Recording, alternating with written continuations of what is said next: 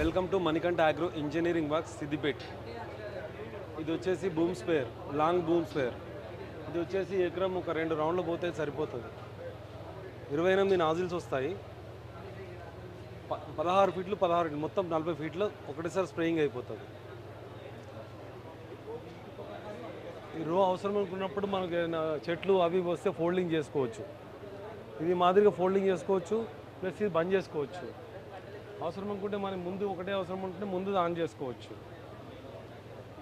Plus మళ్ళీ same అదేవిధంగా ఆరో కూడా దాన్ని కూడా అవతలిగా బయటకి లోపలికి అనుకోవచ్చు.